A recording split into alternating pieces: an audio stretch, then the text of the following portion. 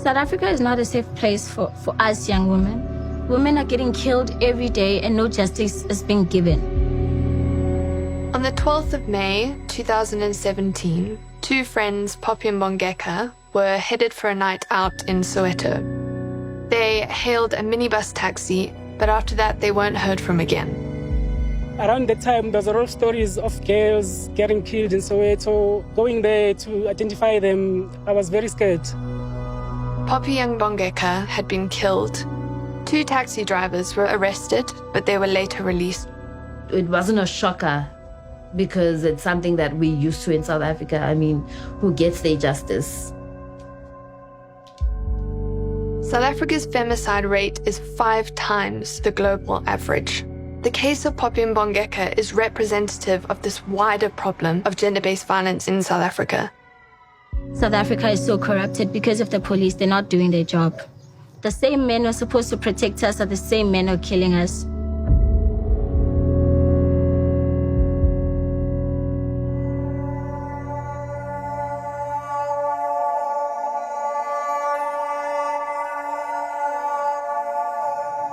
My 12th birthday, she threw me this big party with a big cake, with outfits on, balloons and everything. That was my favorite moment. It was as if she knew it was her last year.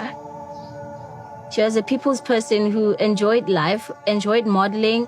She was the first person in the house to graduate from university. She was a perfect role model for me.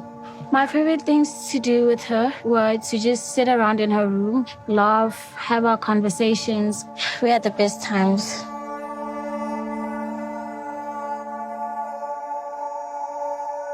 I was very close with my sister. We did everything together. She never took anything serious, ever. So she was always my little child, although she was my little sister.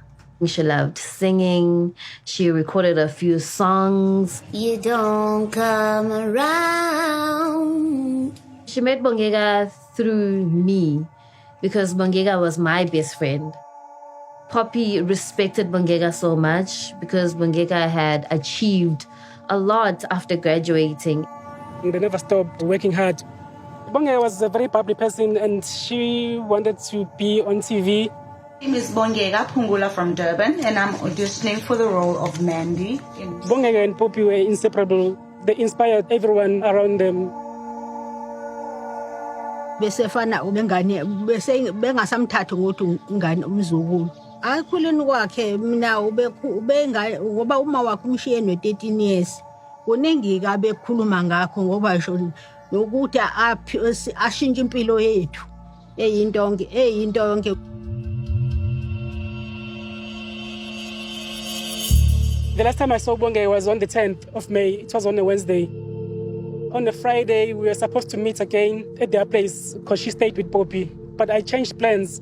I didn't go there. That Friday night, they had called me. Actually, my sister was calling me. She was like, you need to come and see me. And I was like, no, not tonight because I have work tomorrow. I tried on the Saturday to contact both her and Bongeka, but their phones were just totally off. And it's unlike them to just switch off. Sunday, it was Mother's Day. My mom called me and she was like, Poppy didn't call me. She didn't say Happy Mother's Day. That's weird.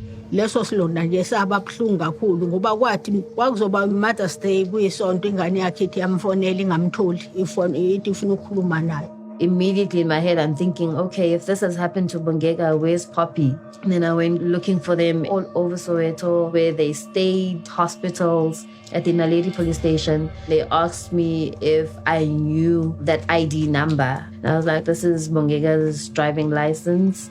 And they showed me that they found her lying in Soweto.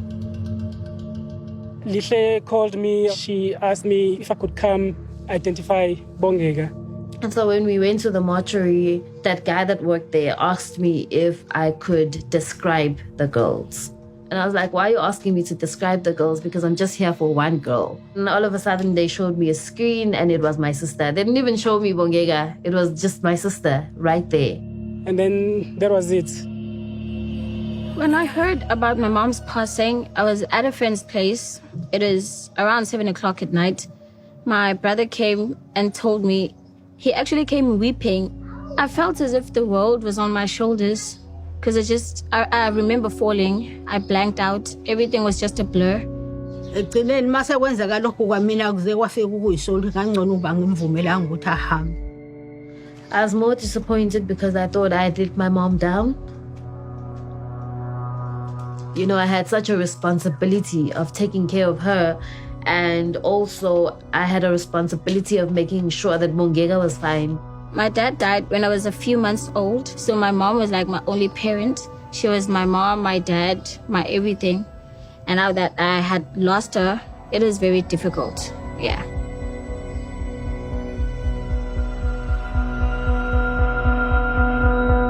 Two taxi drivers were arrested on suspicion of the murders of the women after a bloodstained taxi was found, and the two suspects were found in possession of belongings of the women, including a cell phone and lipstick.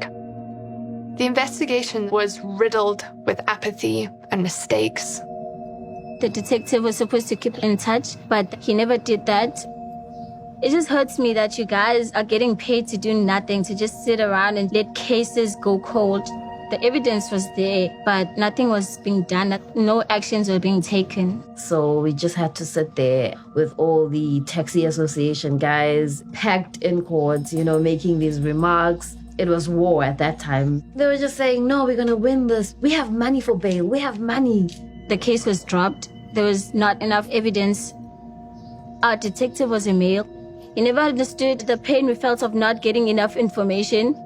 I never had an opportunity to speak to a female police officer. Maybe then she would have understood how I felt, how my granny felt.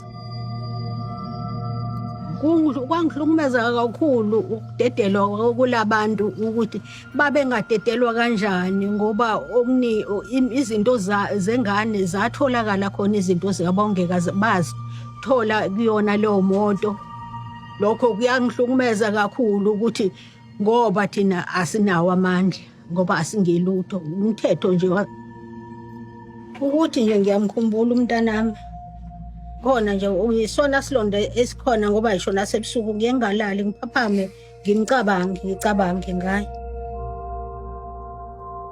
The reason the case resonated with us was because the problem when it comes to gender-based violence cases reaching the courts is the way in which the police handle the cases.